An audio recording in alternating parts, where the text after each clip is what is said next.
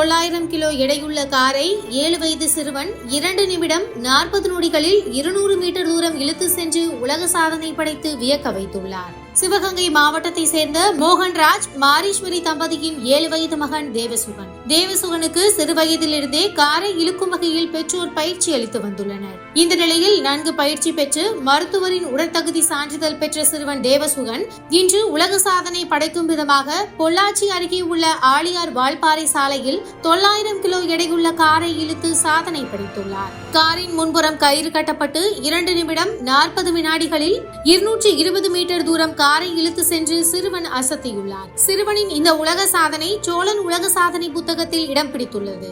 இதற்கான சான்றிதழ் மற்றும் பதக்கத்தை நிறுவன அதிகாரிகள் வழங்கி பாராட்டியுள்ளனர். ஏற்கனவே இந்த சிறுவன் மதுரையில் 200 மீட்டர் தூரம் காரை இழுத்து சென்று சாதனை படைத்தார் என்பது குறிப்பிடத்தக்கது.